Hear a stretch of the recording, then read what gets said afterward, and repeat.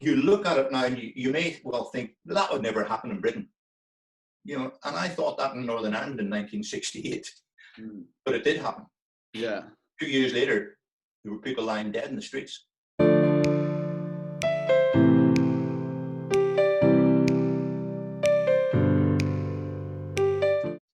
Take the challenge, state your point of view and argue it and what have you, debate it. But that doesn't happen, and it's. I don't know where this is going to go. I do know what will happen if it continues. I fear what will happen when it continues, because my experiences in Northern Ireland taught me how easy it is for a society that was fairly integrated, albeit with huge social problems in the background, underlying social problems to do with ethnicity, religion, bad governance, and all of those things. But I saw it happening because I was 16 whenever it started. I witnessed and saw exactly how a society can polarize so quickly, frighteningly quickly, and how easy it is for clever people to manipulate those who are not as intelligent as I was talking about earlier on, and to almost take them on board, and say, look, jump on my bandwagon, and you'll meet all of these like-minded people. It'll be great. They all think the same, and it polarizes society into two distinct camps. And I can actually remember the moments, because I came from a mixed family, Protestant and Catholic. My father was Protestant, my mother was Catholic, Roman Catholic. She was Italian, so she was never sort of, we weren't steeped in republicanism or nationalism or whatever. And I was Mr. In the Middle man. But within a year of the problems happening and the bombings starting to happen, the IRA, I can remember the evening I took the decision to get off the fence.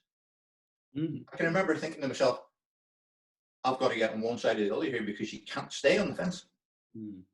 And looking back, that has happened in societies all over the world. Yugoslavia, Germany, all the lessons are all there, but we keep repeating them. And it's very easy to go from that first step of disagreeing with somebody politically to the next thing you know, a year, 18 months later, people are battling out in the streets. And that frightens me, because I know how easy it is, and I know how people can manipulate it, and I know the power of words. Yeah, because what I think this is, I'm noticing it, and it's quite subtle, but I remember being taught in every history lesson I had that was about a conflict or another, that there is always this aspect of dehumanization. Where Nazi Germany is the prime example, where it's basically we are the German people, we are the whatever, and sort of Jews, gypsies, disabled people they're subhuman, they're not human. And because of this dehumanization that goes on, it then becomes so much easier to do unspeakable acts that you would think of towards a human. But by dehumanizing, it becomes morally acceptable, morally justifiable for the individual. And we're sort of seeing that, I think, now. I mean, it's very easy to say the far right extremists are, of course, we know that they're dehumanizing because they don't view anyone who's not from England, who's not white, as less than human. That's a very easy one to sort of draw. We're also seeing this sort of other movement, which is, here are the things that are being said. These are the sort of going along messages. For example, all defund the police, every policeman is evil and racist. And to disagree with that means that you are subhuman, you're racist, you're bigoted, you're ignorant. And I'm now seeing this dehumanizing effect going on both sides. And that's where I'm starting to feel a bit anxious about this, because it's no longer, there's a small group of idiots who, nobody really cares about anyway. It's now both sides of the argument are proactively undermining and dehumanizing each other. And as you've said, we see how that ends up. And we certainly don't want that to end up that way.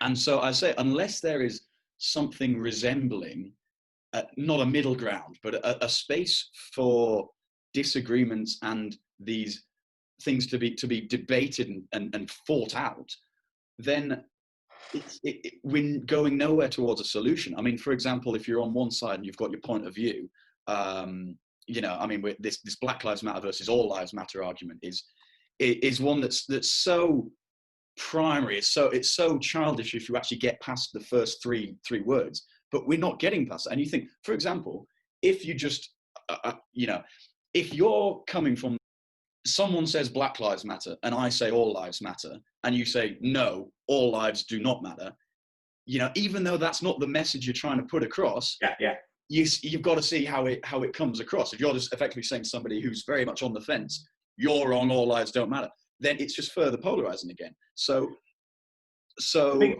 I was just going to say, so you know, there's zero effort being made at the minute to persuade and engage. It's very much, this is right, and if you disagree with me, you're wrong, and that's it.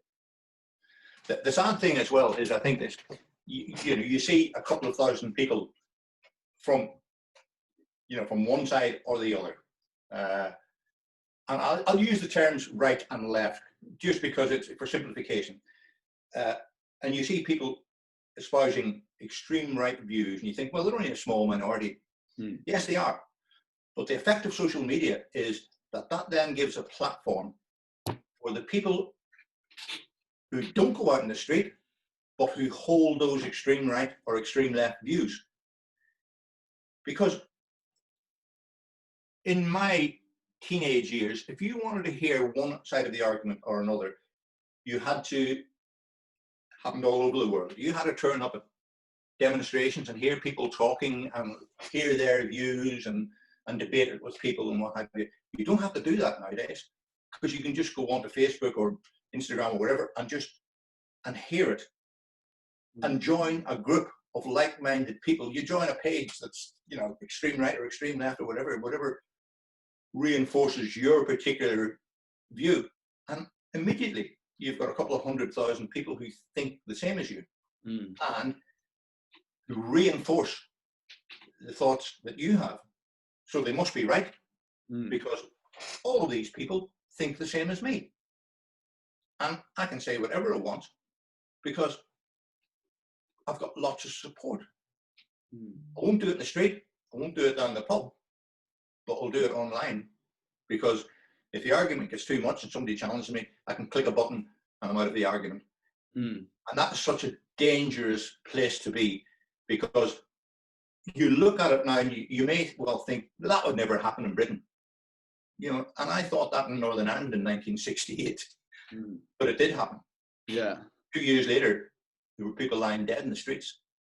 And I saw the transition from a fairly, although there were underlying social problems and underlying political problems and what have you, it was a fairly stable, normal society. And within 18 months, 2 years, it had changed to almost a civil war.